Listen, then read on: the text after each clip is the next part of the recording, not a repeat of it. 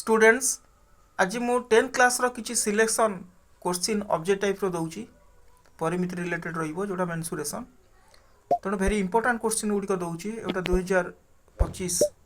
Board exam रे आसीबार probability रहउची तेणु देखंतु एटा ऑब्जेक्ट टाइप ऑप्शन देइथबो किंतु हेले भी कोन होला आपनको कसिया पड़िबो तेणु आंसर केमति करिवे एटा देखंतु गोटे वृत्तर व्यास होउची केते 10 सेमी तेणु गोटे वृत्त करिवा जार व्यास होउची 10 सेमी बुझीगला गोटे वृत्तर व्यास एउटे प्रथम हला कोन केंद्रबिंदु एटा हला व्यास होउची 10 सेमी हला तापर कहिजे वृत्तर बहिस्थ एक बिंदु ठारू वृत्तर बहिस्थ एक बिंदु एई जागर रे बहिस्थ एक नै गेले बहिस्थ बिंदु ठारू बहिस्थ एक बिंदु ठारू अंकित स्पर्शक खंड ताले इट स्पर्शक खंड करिया पड़ियो एमति गोटा कोन करिया पड़ियो आपन को स्पर्शक आनिया पड़ियो हला तेणु देखिबा गोटे बहिस्थ बिंदु ठारू हला एक बिंदु ठारू वृत्त प्रति अंकित स्पर्शक खंड ताले एई जो स्पर्शक एमति टाणीबे स्पर्शक खंडर दैर्घ्य होउची 12 सेमी ता माने एक खंड माने टोटल स्पर्शक कहिनी एई स्पर्शक खंड टोटल स्पर्शक कहिले एमति आसीबो एंड बडी बडी उभय पार्श्व जीवो तेणु स्पर्शक खंड माने एउटे पर्यंत आपण केते नै 12 सेमी नै गेले एइठू ए पर्यंत होउची 12 सेमी बुझियला स्पर्शक खंड कहिची हेले केंद्र ठारू उक्त बिंदुर दूरता केते ए केंद्र ठारू उक्त बिंदुर ए जो बिंदुर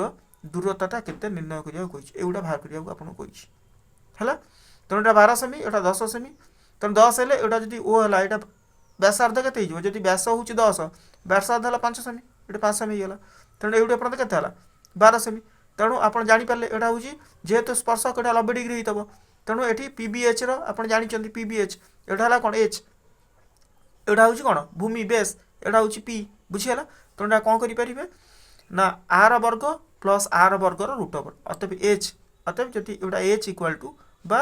आपण जति पॉइंट आउट चिन्हैबे भलो कथा चिन्हिया दरकार नै काइना शॉर्ट एक मार्किया आपण शीघ्र करिया पड़िबो ताल कर्ण इक्वल टू कोन हबो ना एटा एउटा भी लिखिबेनी भूमि रो वर्ग प्लस उच्चतार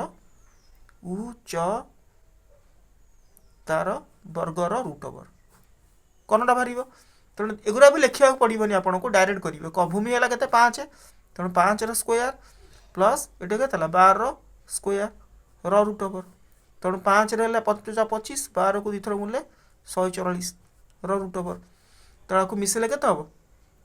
आपको मिसेले 5 4 9 4 5 6 है 1 1 6 9 1 6 9 है 13 1 6 9 रूट ओवर के 13 तेणु यहाँ आप 13 यहाँ हूँ कौन 13 सेमी बुझीगला तो नेक्स्ट क्वेश्चन आउटा देखिबा देखंतु नेक्स्ट क्वेश्चन ता मध्य मु लिखिली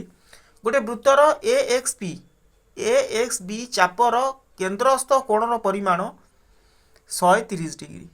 AXB चाप ता माने एटा कोन केंद्रस्थ कोणर परिमाण तेणु एटा कोन आपण कर गोटा वृत्त तेणु एठी गोटा वृत्त आपण प्रथम अंकन करिवे कोन करिवे वृत्त करिवे रफ रे करिया पड़िबो वृत्तर केंद्र बिंदु तेणु AXB चाप माने एटा A Etah x Etah B बुझीगला A AXB एटा कोन होउची केंद्रस्थ चाप ए केंद्रस्थ चाप एटा केंद्र बुझीगला ए केंद्रस्थ चाप जदि एटा ओ हला तले केंद्रस्थ चाप तापर कहिची तार केंद्रस्थ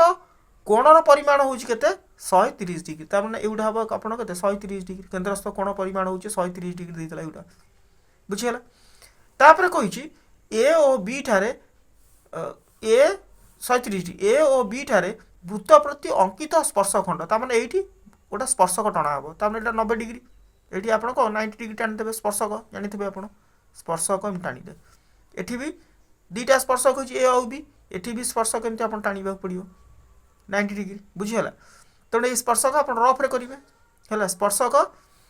पी ठार छेद कै ताने कौन कौट छेद कर पी ठार छेद कर पी ठार छेद कर तेणु ए पी बी केते ए पी बी केते ए कोणटा केते मागिछि आपन बुझी पाले तेणु एटा केते हला 90 डिग्री स्पर्शखंड एटा हला 90 डिग्री तेणु 90 90 केते हला 180 तेणु चतुर्भुजर चारि कोण परिमाण समष्टि केते हबो 360 तेणु 180 रु 360 गले केते हबो सॉरी 360 रु 180 पळैला आ रहिला केते 180 तेणु 180 रु एटा केते हबो 130 तेणु 180 रु 130 माइनस कर देले केते हबो खाली 50 डिग्री हबो कोन एटा केते 50 डिग्री हबो तमने ए दीटा चतुर्भुज चारिकोण परिमाण समष्टि होची 180 सॉरी 360 चारिकोण परिमाण समष्टि होची 360 हाँ कि नहीं 360 90 90 18 180 माइनस कर दियंतु आउ रहिला केते जदि 180 आपण माइनस कर देला आउ रहिला केते एटा भी सहज 180 रु ये 130 माइनस कर दियंतु 180 रु 130 माइनस कर देले केते हबो आपनको खाली 50 डिग्री तेणु एटा केवल रहियो 50 डिग्री केते लिखिए 50 जदि वीडियो भल लागिथिबो लाइक शेयर कमेंट्स करिवे आ जदि आपण कमेंट करिवे ताले मु नेक्स्ट वीडियो निश्चिंत आनिबी कारण पिला माने प्राय प्रिफर करूना चैनल को से सो सॉरी चेष्टा करी किसी पिला वीडियो आने हैव ए स्वीट रेस्ट मिट।